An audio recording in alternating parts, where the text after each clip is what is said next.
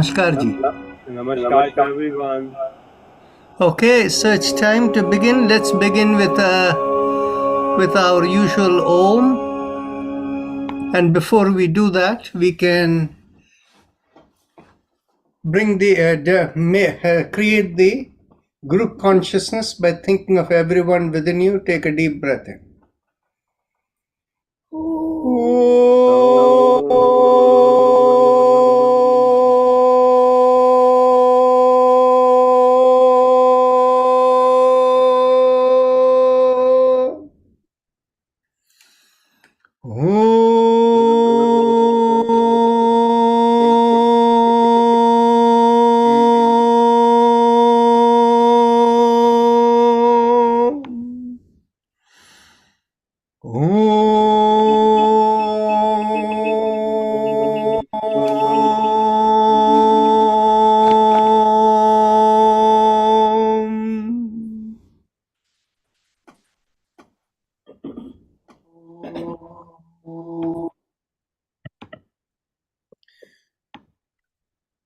Our usual disclaimer: when you attend this session, you do so with the understanding that you're responsible for your own well-being. Life in Yoga and our volunteers, including me, don't take responsibility for the outcome of your participation in this daily yoga.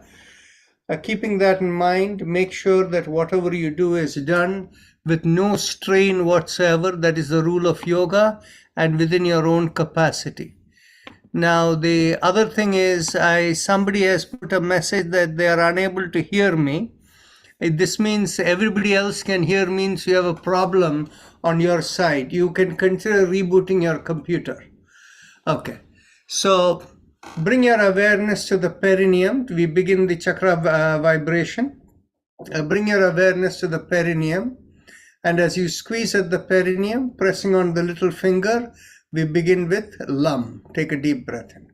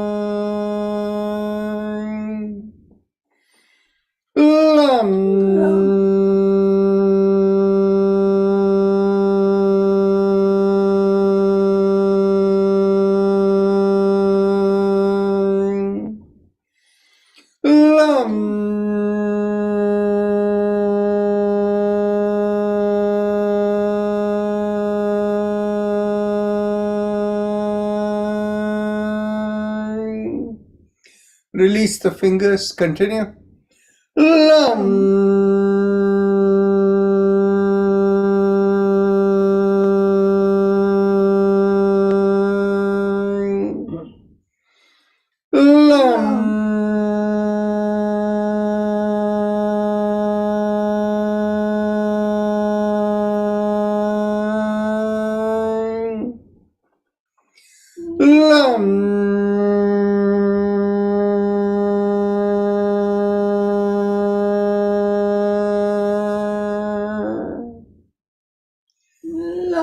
Now bring the awareness an inch or so above the perineum. and this is behind the pubic area. There we do Vam as you draw in there, pressing the ring finger with the thumb.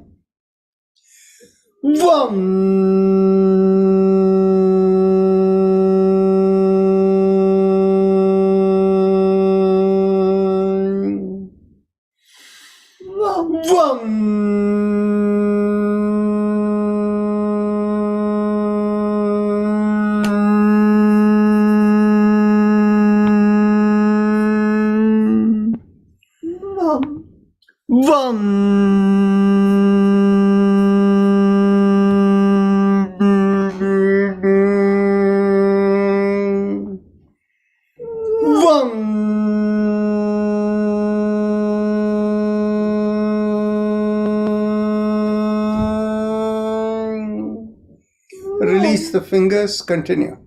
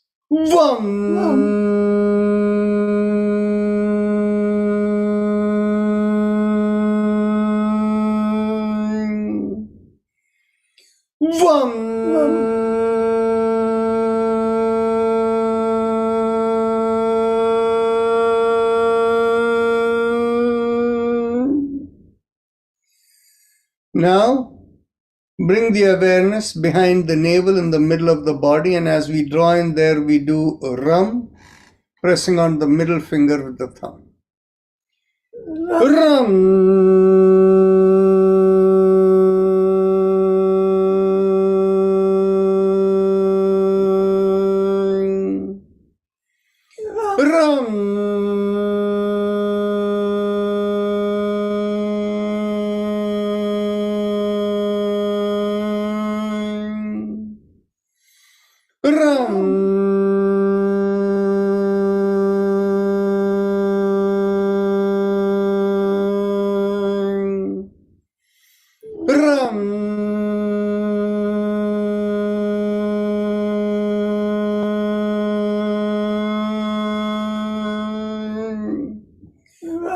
Release the fingers, continue.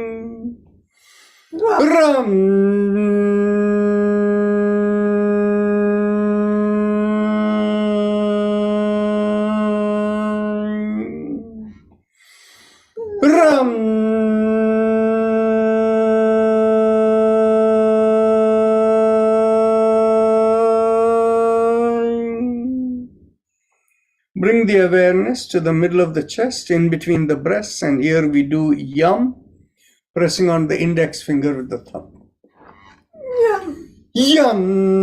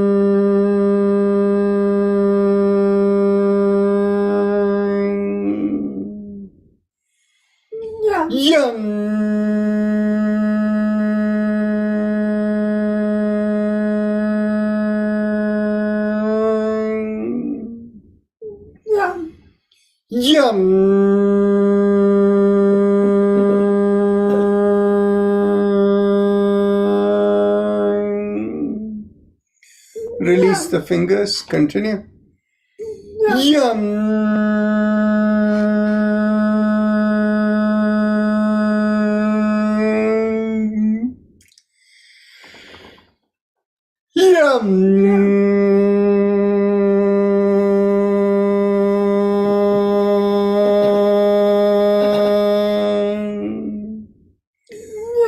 Bring your awareness to the throat, and here we do hum, thumbs up, loose fist.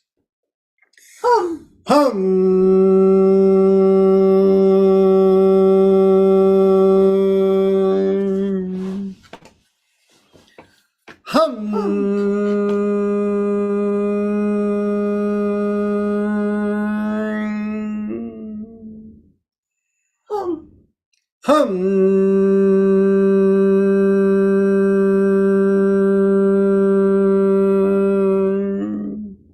Release the hands. Continue.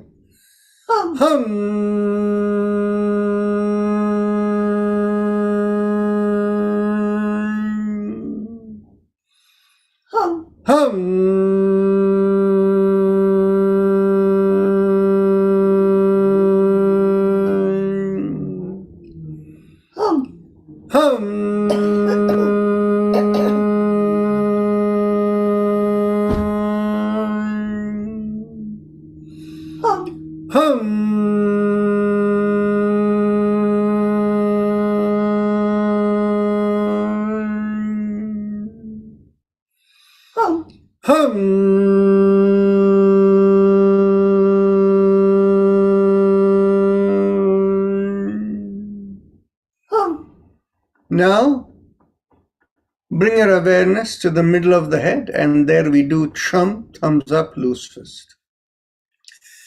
Chum.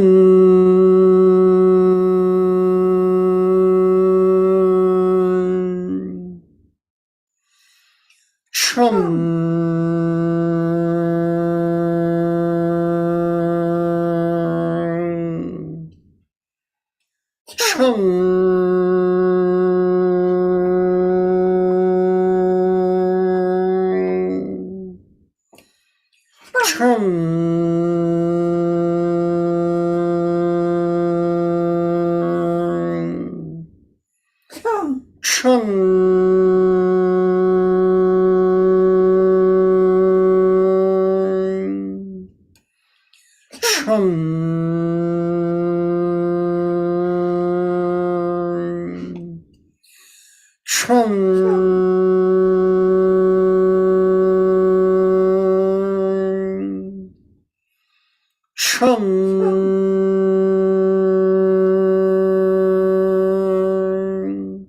Release the hand. Continue. Chum.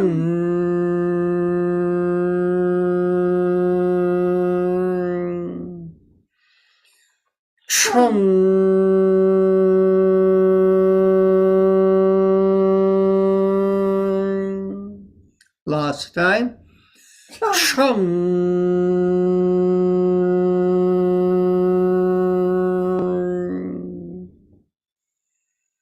Now we can bring the awareness to the top of the middle of the head, and we do Om. Thumbs up, loose fist.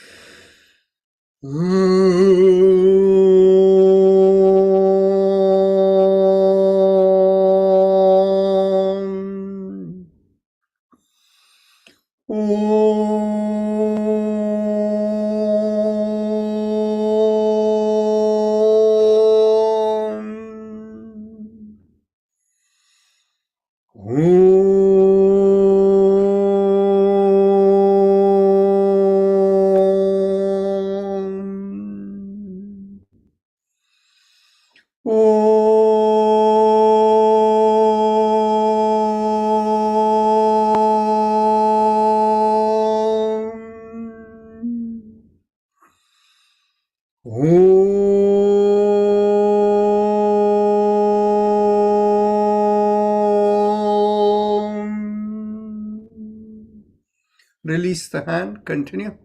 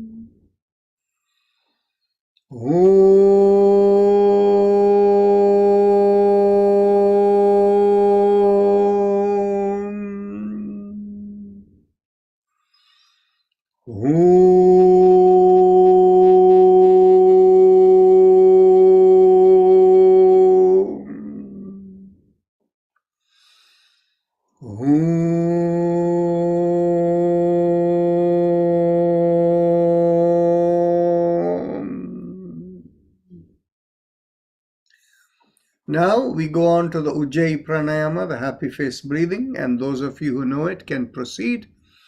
And those of you who need instructions, the process is simply to keep your awareness in the lowermost part of the mouth, and as you inhale and exhale normally like through the nose, except you want the breath to be slow and long and deep, you do it with a mild sucking sensation at the bottommost part of the mouth. But it has to be done without any strain whatsoever. So if you find you're straining to have that sucking motion, you can simply make a big smile with the cheeks coming out. You'll find a slight stretch there, and automatically you'll find a mild sucking motion. So please continue.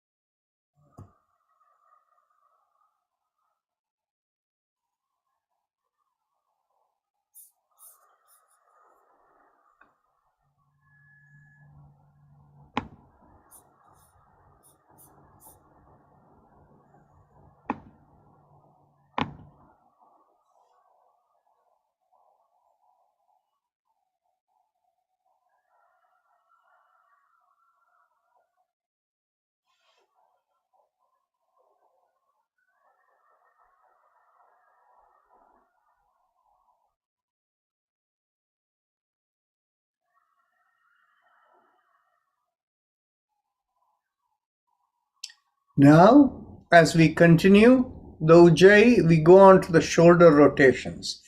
Inhale, lift up the shoulders. Exhale, rotate it back and slowly bring it down.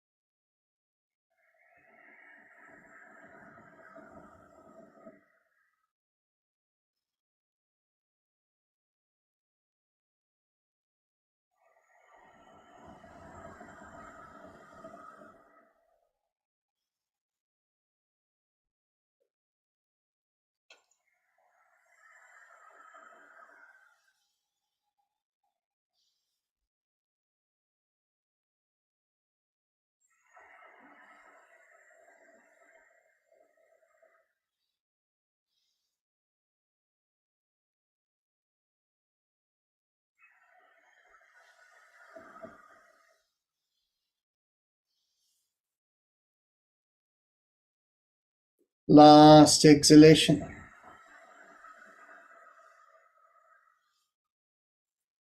Hands at the chest, and as you inhale, look up and stretch up. And as you exhale, bring the hands by the side and slowly come down. Continue the Ujjayi this way.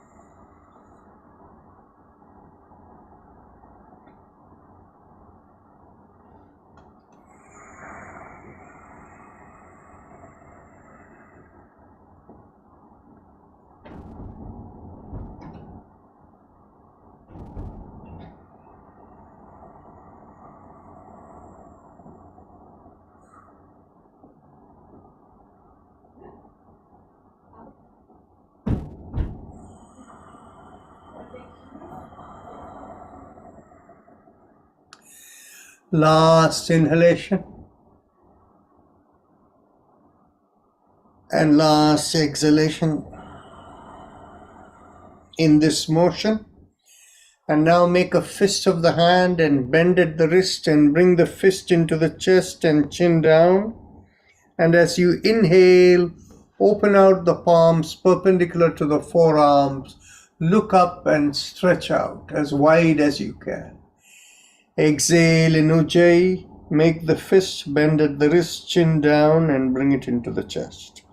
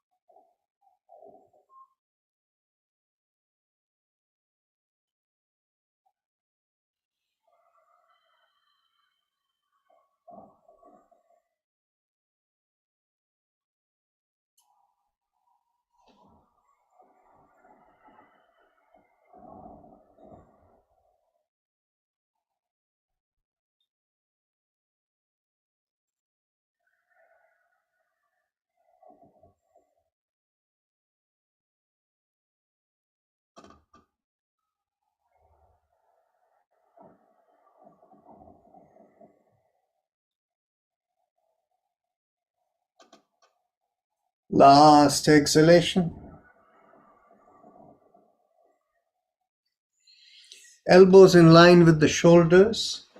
And as we inhale in Ujjayi, we go around the wrist, open out the palms as wide as possible. And as we exhale, make a fist and bring it in again. And continue.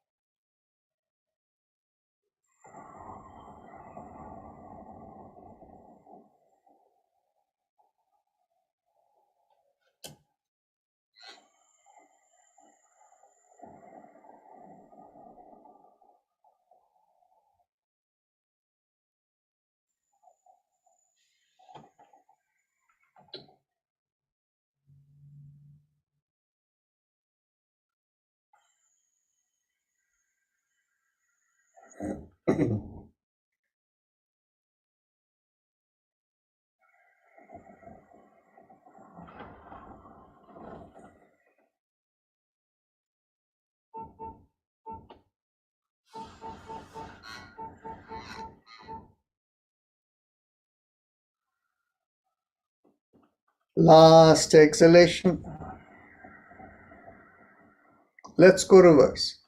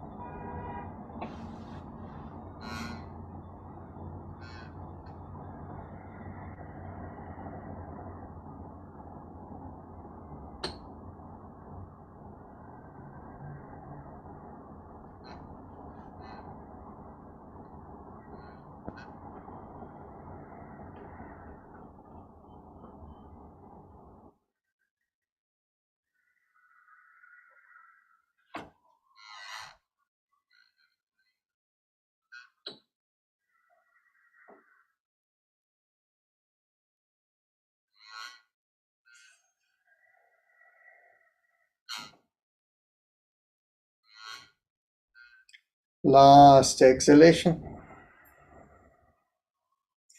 Now let's go on to the neck exercise. As you exhale, gently tilt the head, bringing one ear towards one shoulder. Inhale, come back.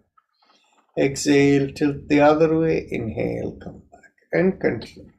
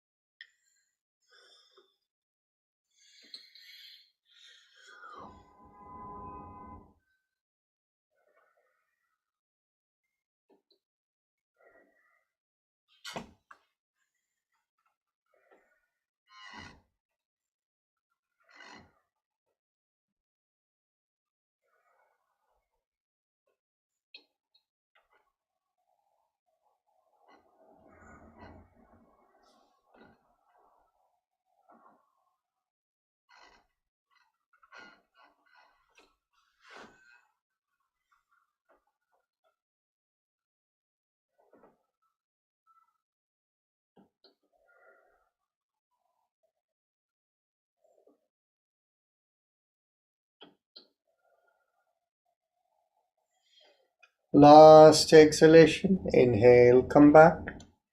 Now we can go on to our 360 degrees around the neck. Exhale, chin to the chest. Inhale, half a circle. Exhale, complete the circle and continue.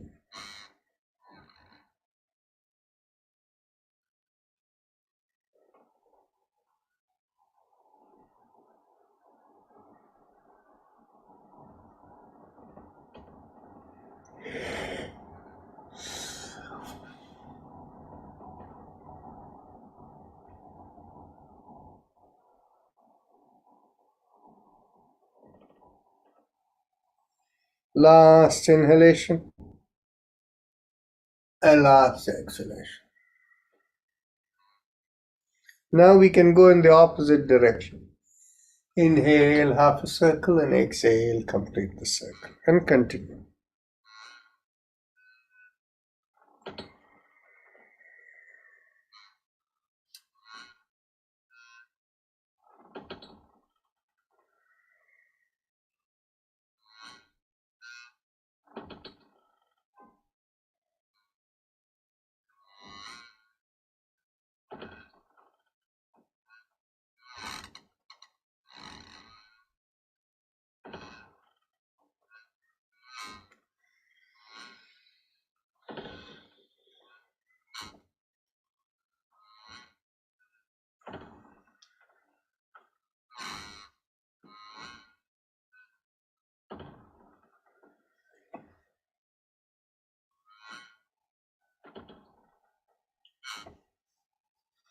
Last inhalation and last exhalation. Now we can interlock the fingers and bring the knuckles behind the head. Take a deep breath in, pull back the shoulders, expand the elbows, and as you exhale, twist to one side, inhale, come back. Exhale, twist the other way, inhale, come back, and continue.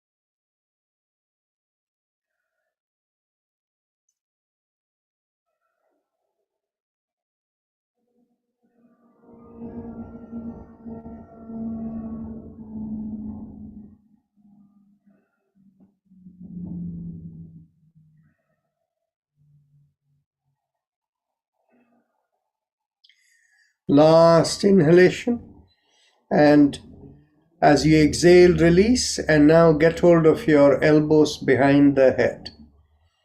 As you exhale, pull on one elbow, inhale, come back up. Exhale, pull on the other elbow, inhale, come back up, and continue.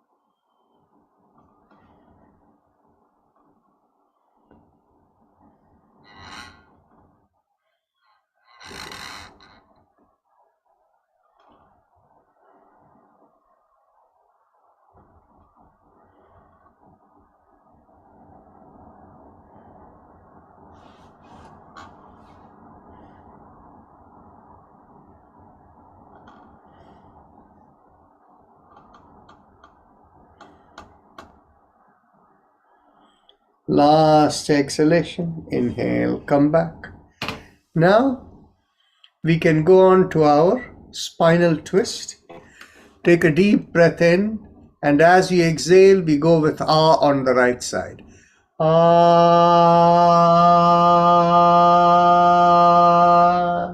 to the left. Ah,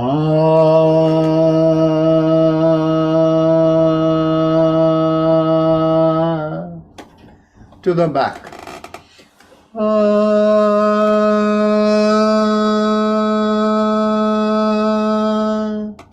chin to the chest.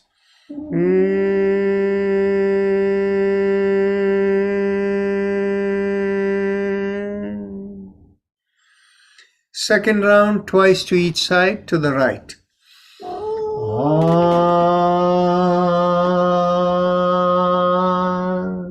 Second time.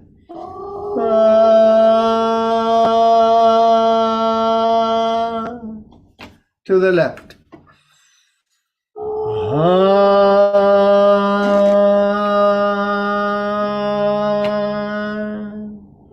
Second time.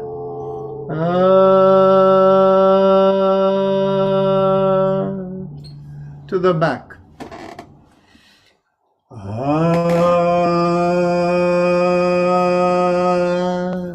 Second time.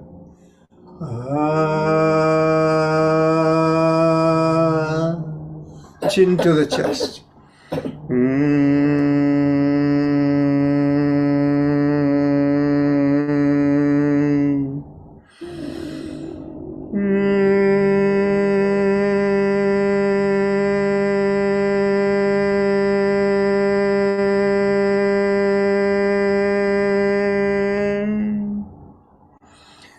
Now we go on to the third round, 3 times in each direction to the right.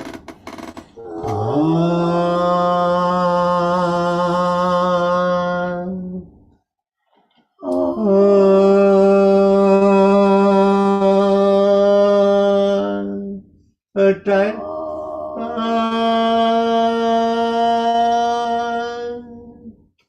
To the left.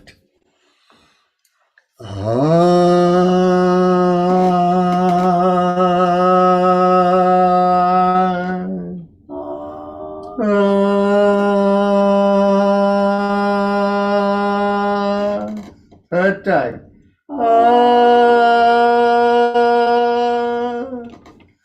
To the back.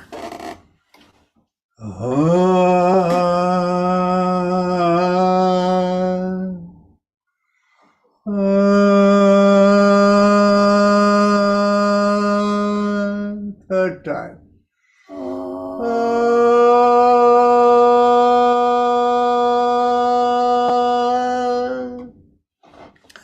Chin to the chest.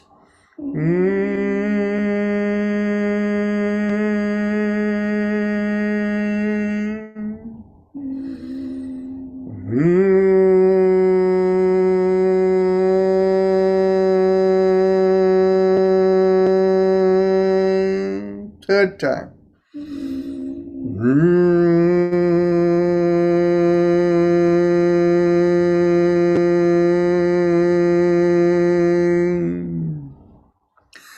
Now we cross one leg over the other, and as we squeeze at the perineum and we do lum while exhaling, we pull the knee towards the opposite shoulder and turn the head the other way.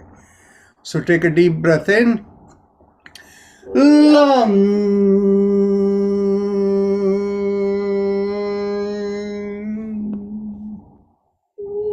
Lum.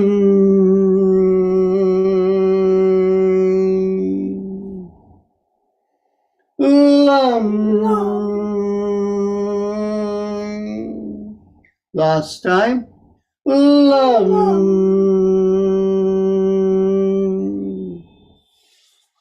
Cross the other leg over.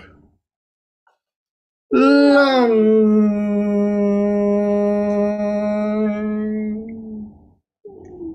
Lum.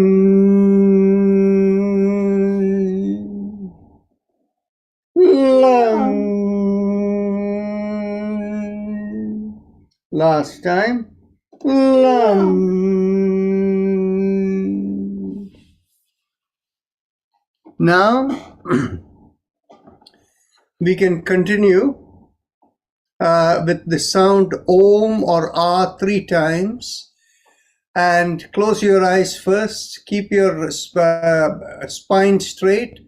Observe within, and we do 3 times Ah or Om with 3 breaths. Take a deep breath in.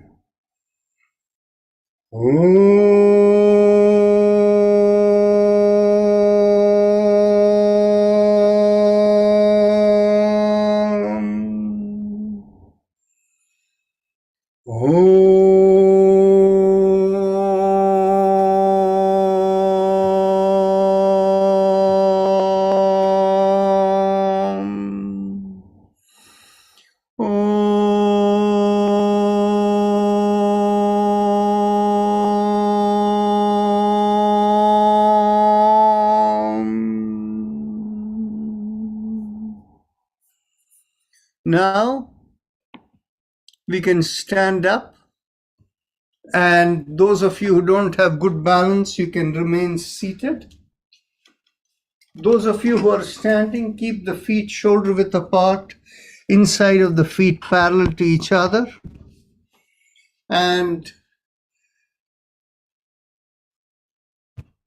those of you, or all of you, whether seated or standing, bring the feet shoulder width, bring the hands behind you and get hold of the elbows or wherever you can reach. Take a deep breath in. Inhale and pull back the shoulders and lift up the chin. Feel equal balance in both the feet. Inhale and exhale into the stretch.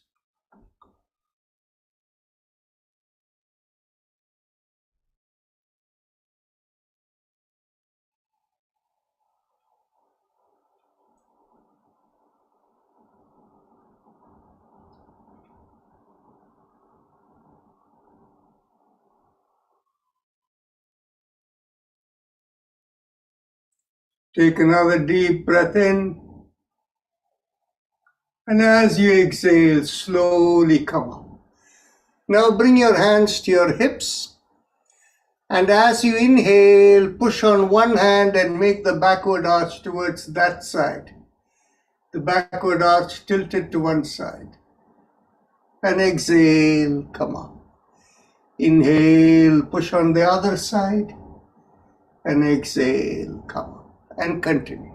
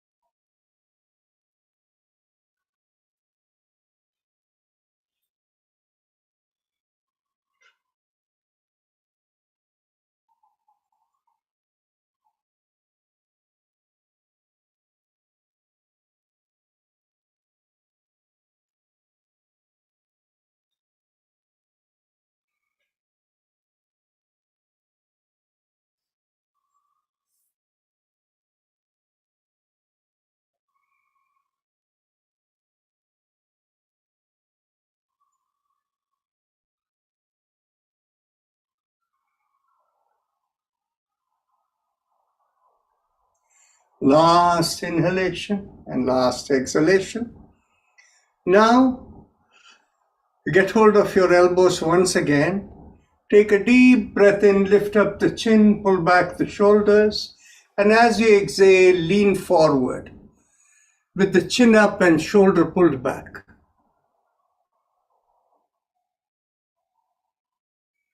Observe the stretch from the hips to the feet, and with each exhalation, try to come down a little bit lower.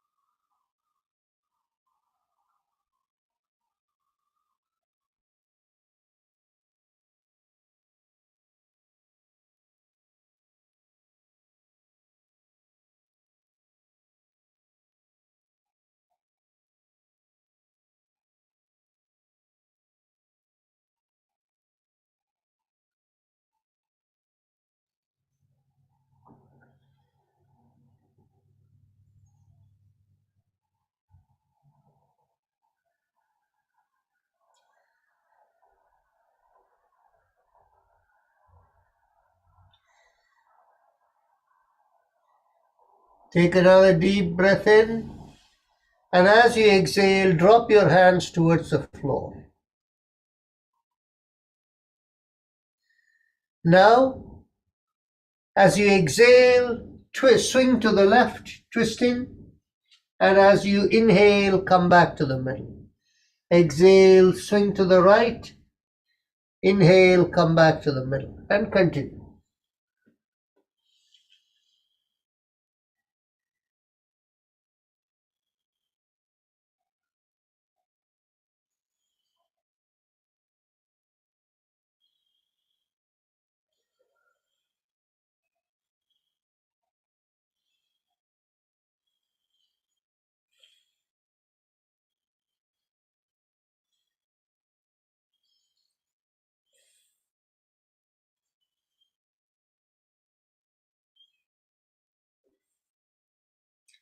Last exhalation.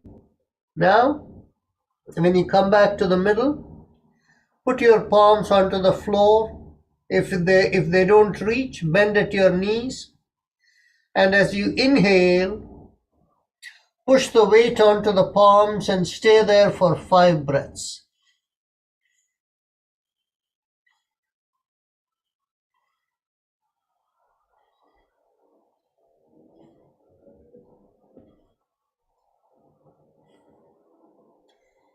Take another deep breath in, and as you exhale, bring the weight back to the feet.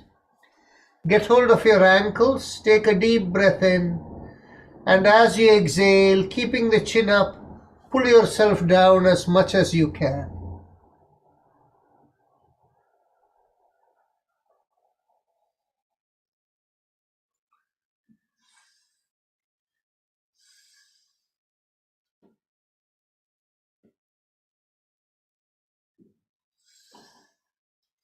Take a deep breath in, and as you exhale, drop your head in between your knees, and as you inhale, come up.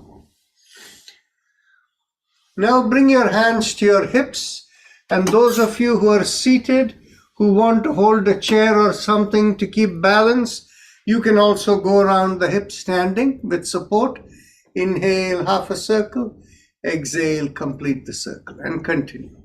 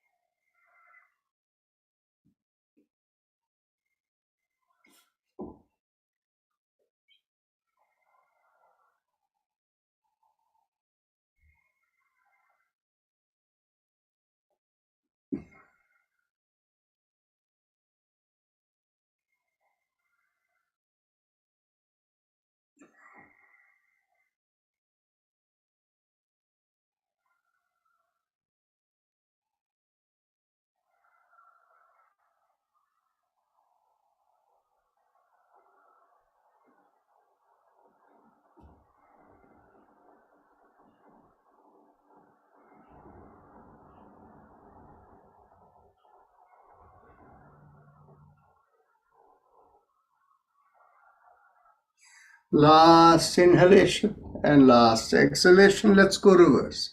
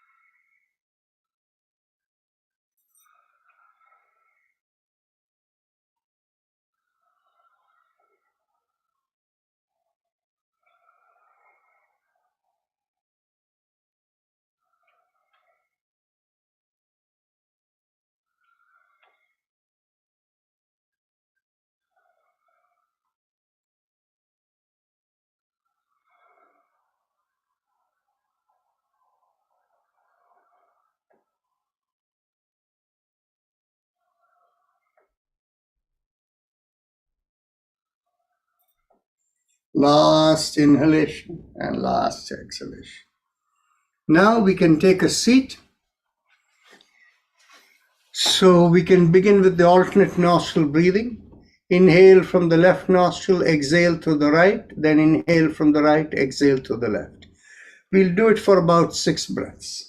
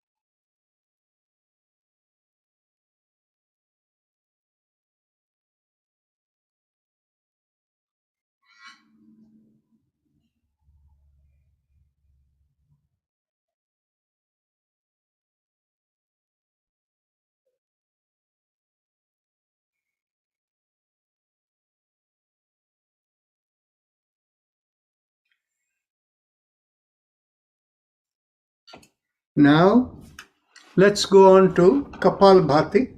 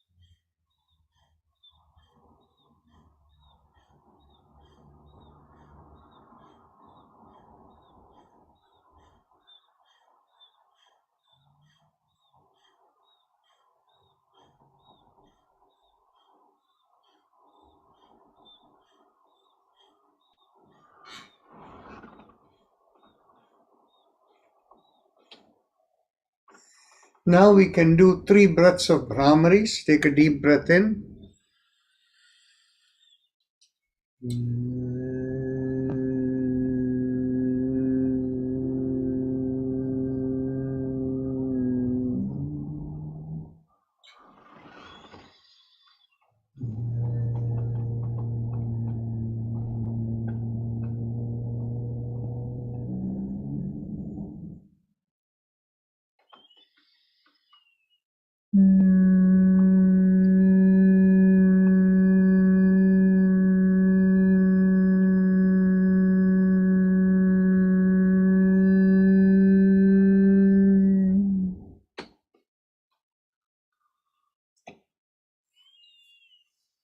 Now we can go on to our 3 rounds of Bhastrika. So let's get ready. Exhale. Inhale. Exhale. 2. Inhale. Exhale. 3. Exhale. 4. Exhale. 5. Exhale. 6. Exhale. 7. Exhale. 8. Exhale. 9. Exhale. 10. Exhale. 11. Exhale. 12. Exhale. 13. Exhale. 14. Exhale. 15. Exhale. 60. Exhale. 70. Exhale. 80. Exhale.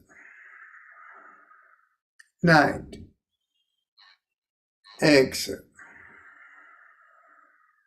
20. Exhale.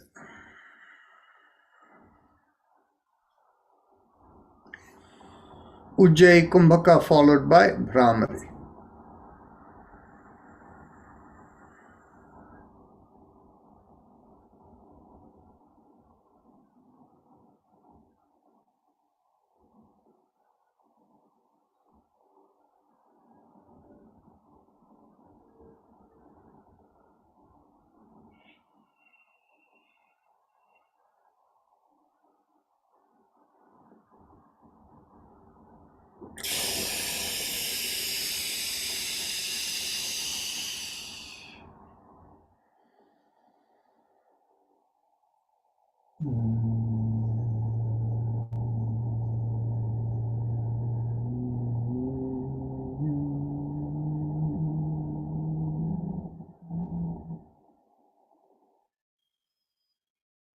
Now we can get ready for the second round. Exhale. Inhale. Exhale. 2. Exhale. 3. Exhale. 4. Exhale. 5.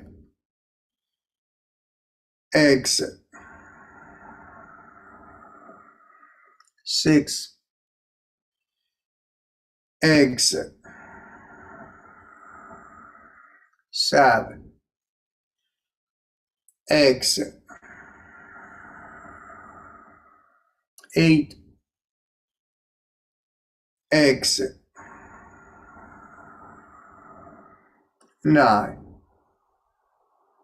exit, 10, exit, 11, exit, 12, exit, 13, exit, 14, exit, 15, exit, 60, exit, 70, exit, 80, exit, 90, exit, 20, exit.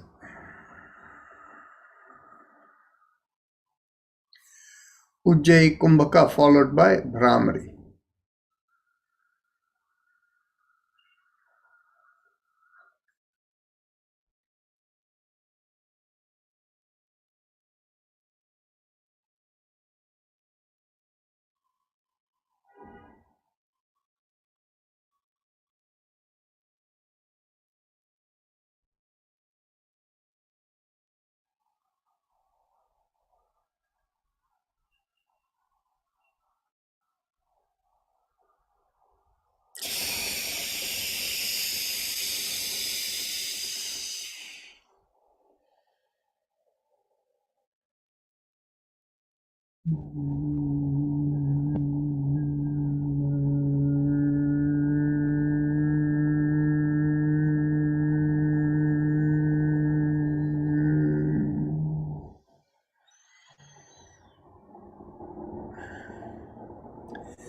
Now we can get ready for the last round of Bhasrika. Exit. Inhale. Exit. 2. Exit. 3. Exit. 4. Exit. 5. Exit. 6. Exit. 7. Exit. 8. Exit. 9. Exit. 10. Exit. 11. Exit. 12. Exit. 30. Exit. 40. Exit. 50. Exit.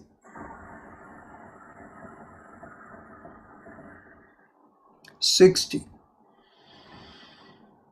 Exit. 70. Exit. 80. Exit. 90. exhale. 20, exhale.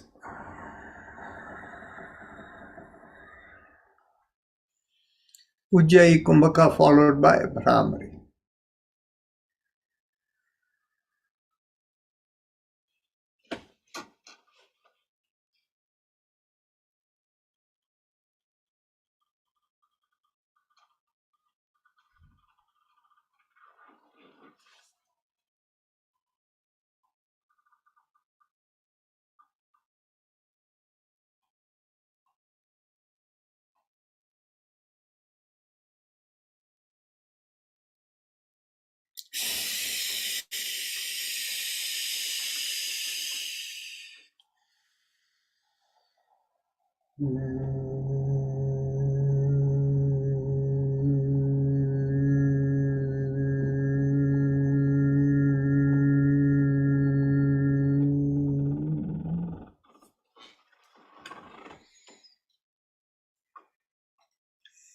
Now we can get ready for meditation.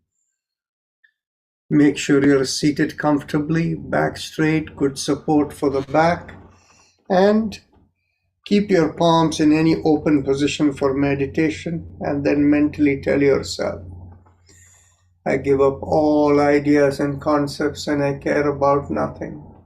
I let go of everything, I let go of everything, I let go of everything.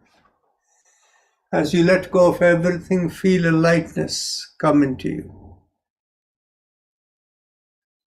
If you have a preferred method of meditation, you can do that. If not, visualize a rising vibration from the lower part of the sternum going through the middle of the body and out of the top of the head. And you visualize the flow of the vibration as Haim Em Om, Haim Em Om, Haim Em Om. And as you do that, we will have Om playing in the background.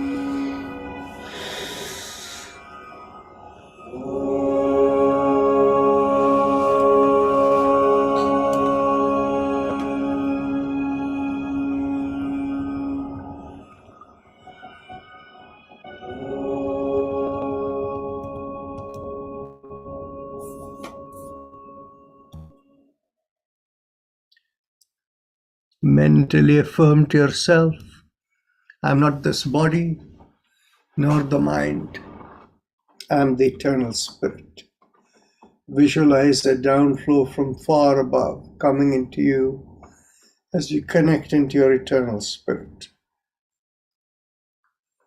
Become aware of the senses from the top of the head all the way down to the bottom of the feet. The senses given to this body to allow the spirit to do the purpose for which it has come into this body, connected into this body.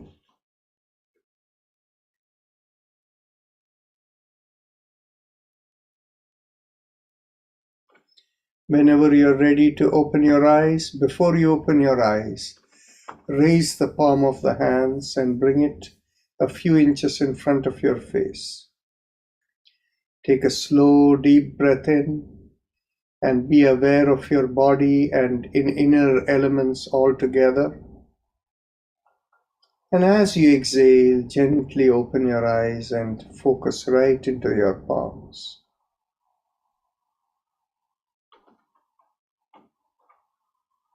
With that, we end the session, practice session. But today being Sunday, we have time, half-hour time for any discussion, questions that you may have.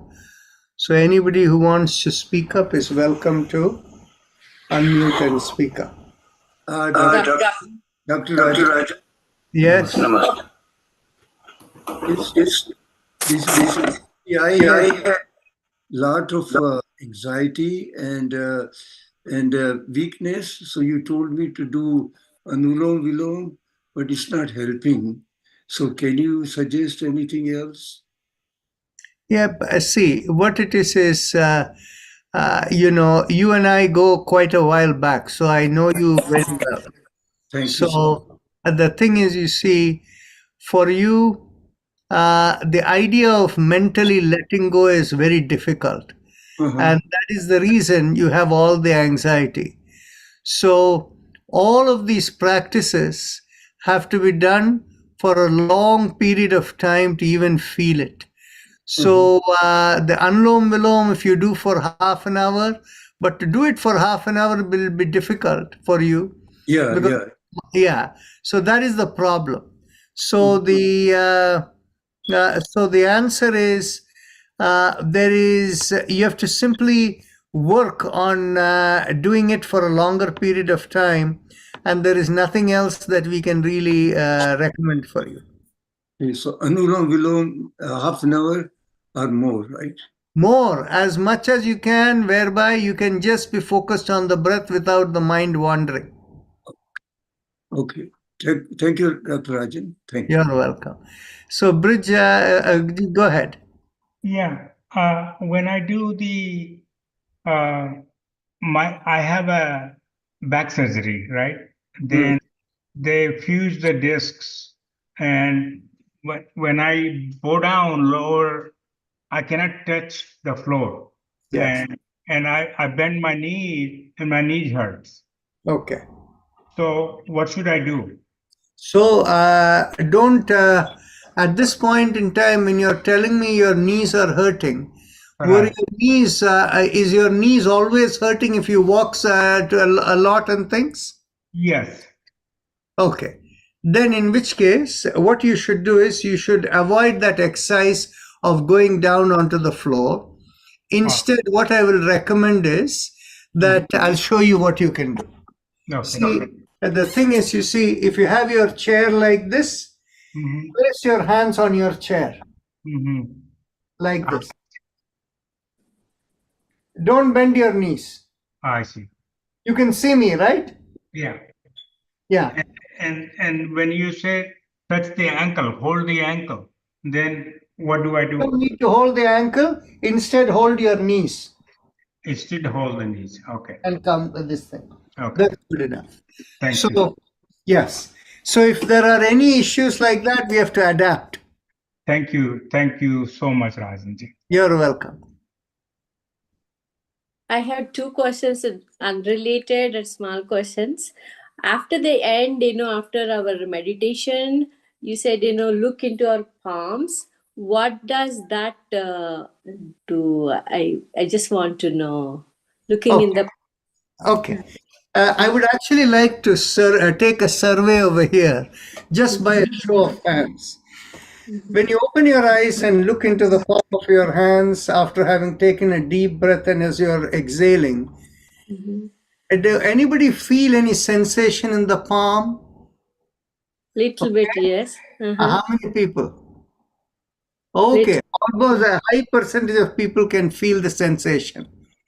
It is basically what it is the eyes, our entire body is a vibrating being. And when we close the eyes and hold within and we are integrated within, the vibrations that, these days we measure it in the form of electromagnetism, but the vibrations that are there within, when we open out, the vibrations are really the things that impact, regulate your energy in the body. So when you open your eyes and look in, you're taking the energy back into you instead of it being, dispelled outside. And actually, this is the reason that in the tradition of Sanatan Dharma, there is something called when people wake up in the morning. Yes. You're supposed to look at the palm of your hands when you wake up. Mhm. Because it is the same thing as a deep meditation within. And so when you come out of meditation, what happens is your whatever in your meditation, you're supposed to connect with your inner being and know what is your swadharma. And by looking into the hands, you're letting the swadharma stay within and activate your organs to fulfill your swadharma. So that is the kind of thinking. So that's why looking at the hand is considered a good thing. Okay. One more question, technical question. I sometimes I cannot join the yoga, so I do on YouTube. Life in Yoga Rajan, but I always get this gallery view, but I never get the speaker view. Is there a way I can get speaker view or no? Okay. The thing is, if you look at today's session, you will find that you will get the speaker view. What Okay. happens is if when Avni does it, you will typically find you will have the speaker view. That's because when I am looking, I like to see people. So I go into when I'm the one who is the host over there. Whatever view the host has, that is what goes into recording. Okay. So today, like for example, most of the time I was in speaker view. So today's recording, if you go, you will get a speaker view. Okay. But the days when I am when I am the host and I'm doing it as the gallery view, that's what comes over there. Okay. Okay. Thank you. Thank you very much. You're welcome. So next person, whoever Raj, I saw a number of hands go up and then come down. Okay. Anybody else? Yes, go ahead. Yes, Dr. Rajan. Yes. I want to know something about class 4 laser for neuropathy. Because of my spine, my spine surgery has been done long ago, 15, 16 years ago. Yes. But now there is pinching nerve, and doctor said me go for second surgery. But if there is something in neuropathy, there's the class 4 laser. Can you guide me accordingly? Now, for how long have you had this problem? After the first surgery, that was in 2006 in India, I came here, and it is almost all the time I'm in pain. I'm using for walking the lumbar belt, and bending problem is there. Sometimes I feel some swelling on my right side in the back. So let's come back over here. So in 2006, you had that whatever surgery, and as a result of which you started having neuropathy in your feet right from 2006 onwards. You've been suffering for 18 years with that? Yes, sir. Okay. When did you start practicing our yoga? I think more than 2 to 3 years. 2 Okay. years, more than 2 years, yes. Okay. Once you started practicing yoga, did you get any relief? No, because I am unable to do the bending. I didn't ask that. Whatever you were doing, did you find any relief? No, I don't think, sir. Okay. So in other words, what it is all this practice of yoga that you are doing, all it was able to give you is a little bit of mental relaxation or peace, but physically, your whatever was your neuropathy or your pain, it had no impact, right? No, yes, sir, right. Zero impact. There was no improvement. The pain was the same as before. It may have increased a little bit, but it did not reduce, right? Same as I before. Okay. See, the thing is, you see, under these circumstances, I will recommend for you, you do whatever you think is your best option, the doctors may say, because what it is in our case, the Ujjayi pranayama that you're doing, that would be the strongest, medicine for working on this. And if that, and we are doing enough Ujjayi over here. And if you have not felt a difference after you do your yoga practice, then in which case it's not helping you. So do whatever other options you may have. Okay, sir. Thank you, Dr. Okay, you're welcome. So Purohitji, yeah, okay, go ahead. So go ahead, Kashirao. Oh, okay. Yeah, I had two questions. One is this congestion is still stuck in the throat. I think I talked to you about it last time. And So what just- did I suggest for you? Haim Haim Okay. So I'm just practicing that, but it's still stuck here. That's right. It's still stuck, but it is a little better than last week. Yeah. But Right. it seems to be stuck. It's not going better. No. It takes time. How long have you had this problem? 2 weeks. But have you had this kind of a problem before? No, maybe 4 years back. Okay. So there is something inherently that needs changing. So the thing is, there has been improvement from last week. So please continue. Let's see now.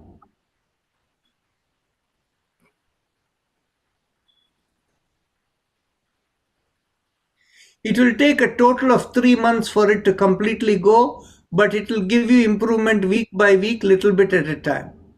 Just do Haim. Yes. Okay.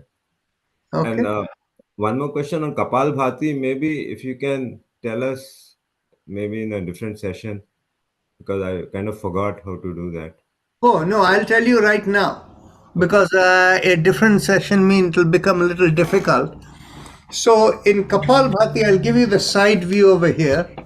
So as I'm sitting here, just observe my belly. Can you see me? I'll put it in speaker view so that you can see it a little bit more. Okay. So you see this belly over here, and you're seated straight. And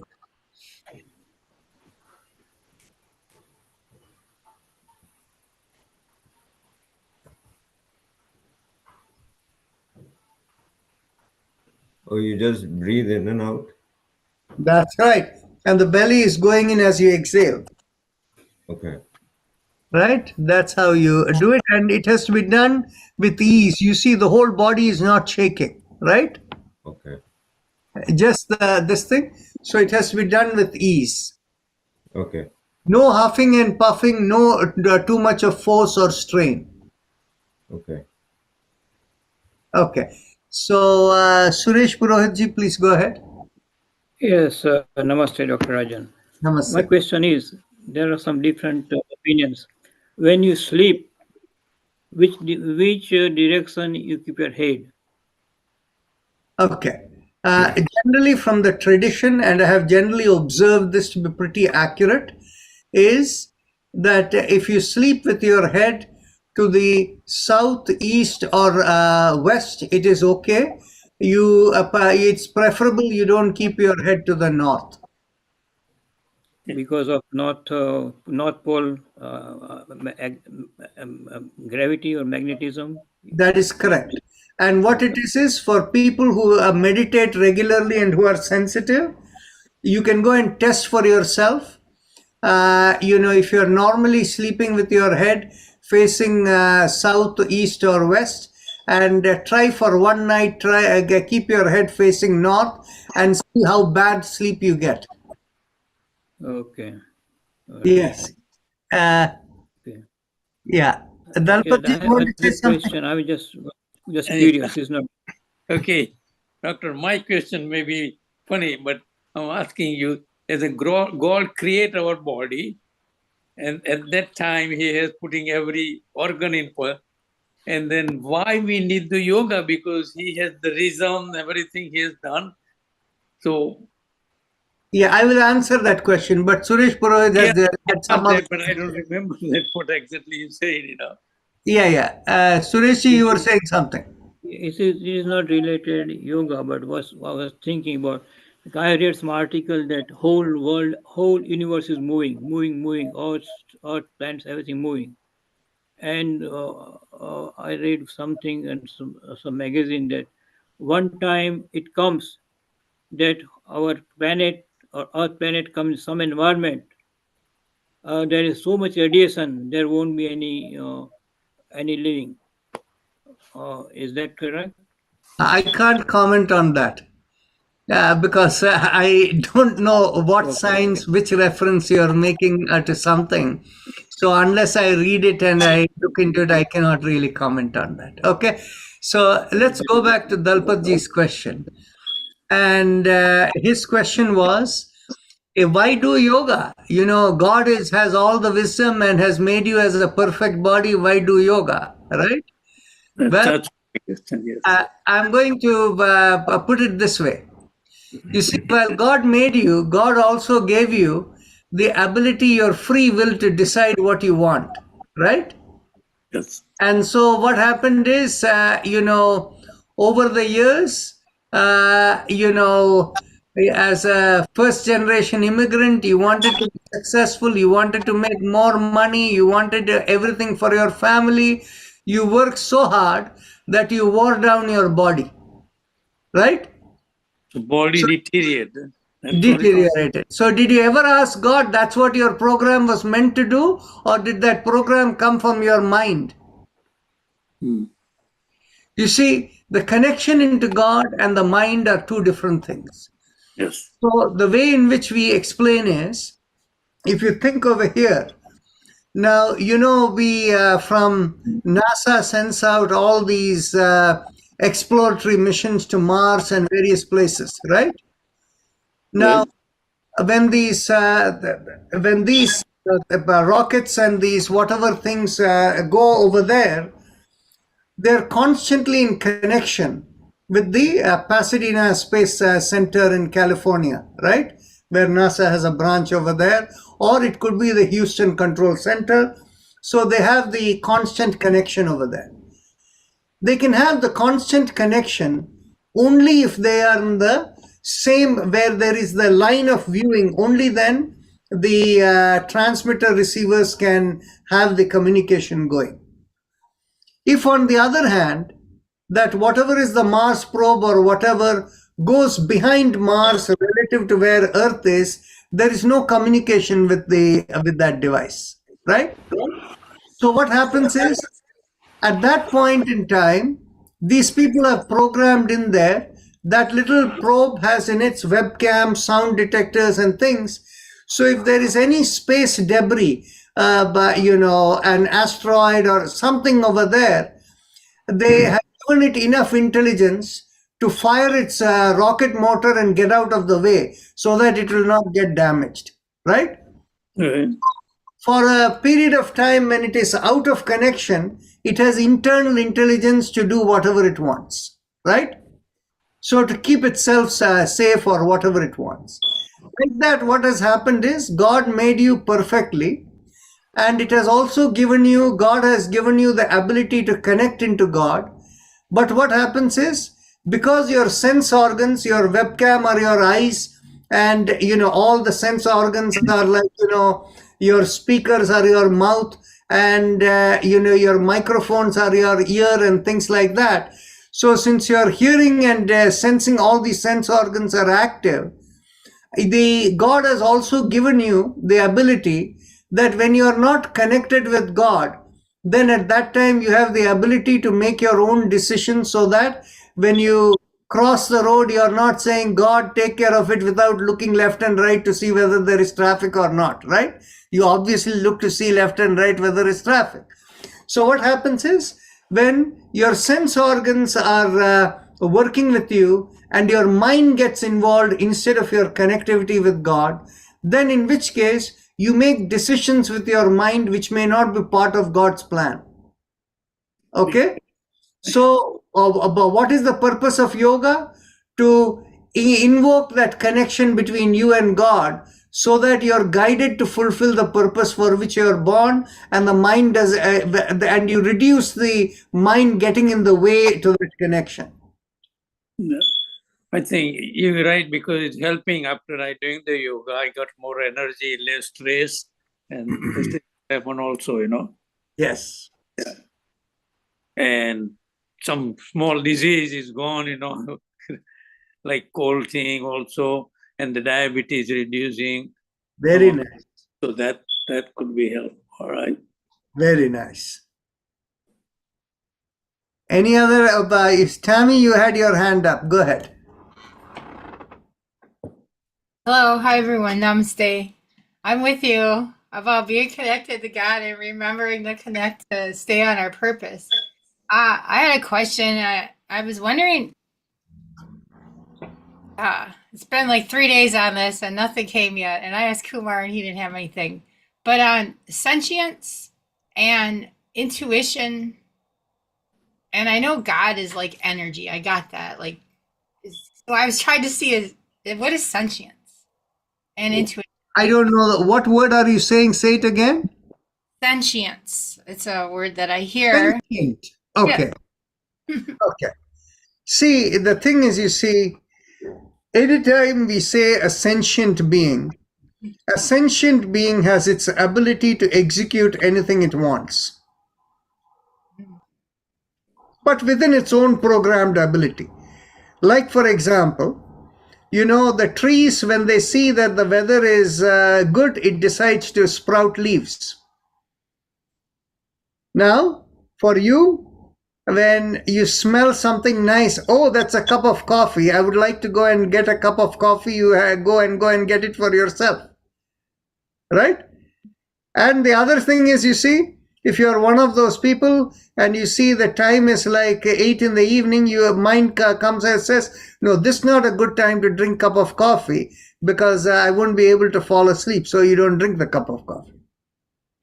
So think of how the ability to react. Whereas on the other hand, the carpet on your floor doesn't ask for coffee. And if you give it coffee, it has no choice but to stain itself, right? So it does not have the ability to react. So the thing is, this is the idea of a sentient being, an ability to react. You can think of it as a different way. In our own research discussion, we have used the term life element. Okay? So what we have said is, we wanted to get away from conventional terms so that there is less confusion. So the life element in any being is what constitutes as a sentient, that being being sentient, whereas anything that does not have the life element is insentient. Okay, so sentience isn't like, I was thinking sentience was like the devas or something when I was hearing it being said. I almost was thinking it was that. No, that's not true. Now, a life element, any being that has life element, what is that life element? That life element is the direct connection with God. Okay, I could see that. All right. I have another, all right. You said this a couple weeks ago and I wrote it, but it's a lot of notes back you tell me what for my book? This is for Prosperity Doc. Like spirituality, like the meaning of spirituality, like that kind of thing, where I can kind of go and dig in that a little bit. What? So was that a question or a That statement? was a question. You gave us like a definition of spirituality. Okay. The thing is basically spirituality relates to that spirit that that is the place from where you came, what you were before you came into this body, and where you go when you leave this body. That is the spirit. And when somebody leads a life where they are actually thinking in terms of the spirit and not themselves as the body, that is a spiritual approach to living, right? So now you understand what spirituality is.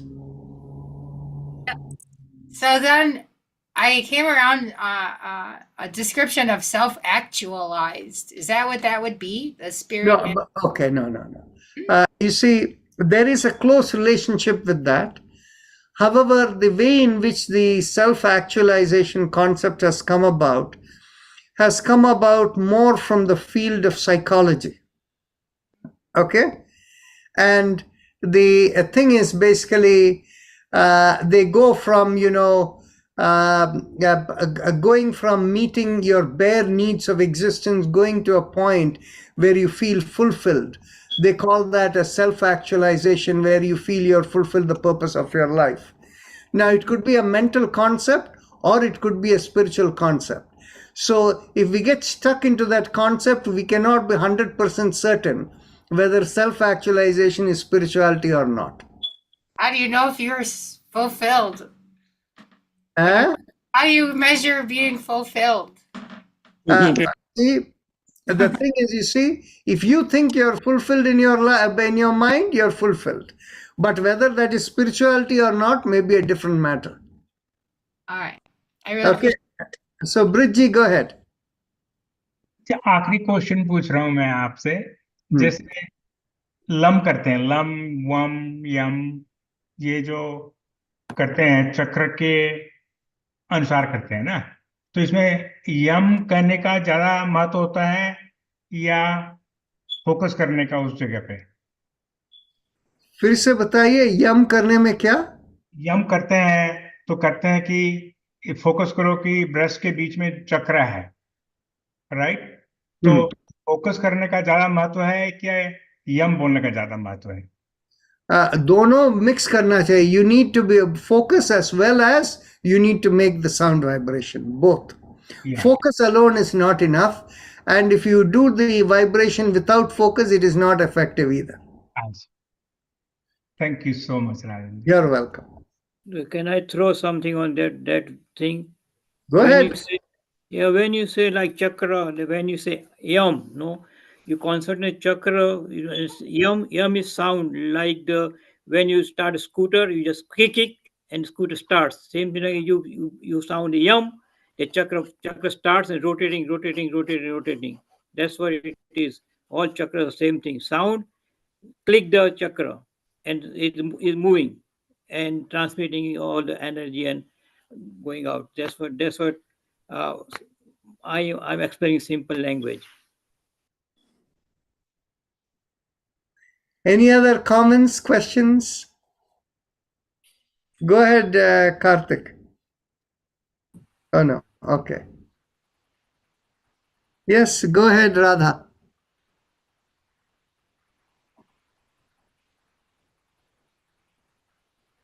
Sadar Pranam, Dr. Rajan. Namaste ji. Good to see you after a very long time. Yes. I actually sent a message, your personal message. I wanted to find out, I am not able to join regularly because of travel from work, but I do regular walking, and you had suggested walking meditation, which I've gotten into habit of practicing Ujjayi as I'm walking. Is it a good replacement? Perfect. Actually, Ujjayi with walking is one of the best exercises you can do. Now, one of the things is we all have to do within our own capacity. Okay? So what happens is I do Ujjayi with walking in the morning, but after walking a little, I also go jogging with Ujjayi. Okay? Now, when I was telling this to my doctor, the doctor said, "Oh, given your age, be a little careful. You may damage your knees if you go running, jogging, kind of thing." So I told this thing, no, the thing is, you see, I don't run fast, but the jogging over there actually helps my hips and my knees. So in yoga, what we say is everything should be done within your capacity without strain. Right?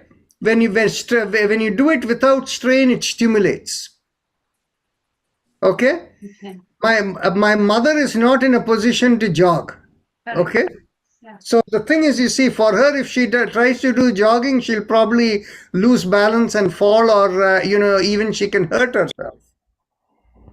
So within our capacity, if we are able to stimulate a little bit more, it always helps. But the thing is, even for me, until I have done about maybe, like a quarter mile of walking, or maybe half a mile of walking, I'm not ready to do jogging because the legs and ankles are stiff. In stiffness, if you do something, there is strain created. And after it warms up, I start doing jogging, right? But I do my Ujjayi with jogging, whether if it is jogging as well as walking. So, but the point I'm trying to make is that if we are able to stimulate to our maximum capacity without going into strain, it is more beneficial. Okay. Yeah, it is. I can comfortably do it for 45 minutes. Yes. But I don't jog. Yeah. By the way, don't try to do very fast walking. No. Fast walking, when I have seen people do that fast, brisk walking, it always creates strain in the system. Yes. And from a moderate pace, comfortable walking, if you decide you wanted to put in more effort but without strain, make that comfortable walking into a slight jog. Oh, it is at present. I think I'm it's very synchronized, but I just wanted to make sure that, I've been attending your sessions for almost 3-4 years now. So it has become a habit, but due to circumstances, a lot of practices I had to eliminate. No problem. In time, everything. You see, say, by the grace of God, all opportunities open. And when we are not meant to receive it, something else comes in the way, but don't get affected. When the time comes, everything will open. Yeah. So it does. So at this time, it is very synchronized. However, I want to tell you and everyone, but that, you know how in the beginning you always say that you have to, your limit. Yes. I didn't listen to you. I challenged myself to the extent that I really hurt my neck, and I was down for 3 months. So I learned my lesson that I have to really pay attention to how much I can challenge my body. By the way, the thing is, you see, if you say this to younger people, they will never understand, because in the gym culture, it is about, workout, right? No pain, no gain. In yoga, we say no pain and only gain. Yeah, Dr. Rajan, actually, I tell my kids the same. My son is a big yoga. He's into all kinds of yoga and all that. And I'm reminding him that because I don't want him to, they are young, and if they endure now, and once their backbone is affected, then it stays with them all their life. There are a lot of young kids who are doing this. You see, I get a chuckle in, the HSS community does the annual Surya Namaskar thing at the time of Makar Sankranti.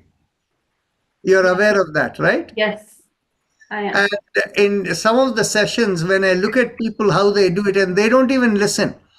The thing is, you see, they do their Surya Namaskar so fast that very often it is not within the capacity of everyone to do that way. But the thing is, you see, there people actually create strain for themselves. And of course, for very young people, just like for Baba Ramdev when he does Kapalbhati, he has so much, resilience in there. He can do it very fast. And for him, there is no effort involved. For him, strain doesn't come because he has been doing. But if you try to do in his same speed, for you, strain will come. I have some good stories about that, but that's going to take with my own family actually. But that will take time. But even with Baba Ramdev, I personally, this is my opinion, that he is modeling it, but that's not how you model. I mean, the whole world cannot do what he does, but as That's a model, I find it very inappropriate. Yeah, that's what I was trying to say, that even when I've seen these people do Surya Namaskar, they don't realize that it has to be done relative to your capacity. They all try to, do it in a strenuous way. And that probably doesn't help a lot of people, and hopefully it has not hurt people so far. I mean, there are plenty of people who have started complaining of their knees and all that stuff. They used to have marathon and all that stuff. It just didn't work. It didn't work for me. But yeah, that. Even when we tell them, somebody who believes all of this like a religion, no matter what you tell them, they won't listen to you. Yes. To each their own. Yeah. And for me, it is just, I would rather do 6 or 7 in the morning, or do it at a very slow pace. Mm-hmm. That helps. That's what I've been telling my children as well. Very nice, very nice. So shall we close for today, or any other last from anybody? Yeah, go ahead. Okay then. Bye-bye. Namaste. Bye bye. Namaste. Thank you.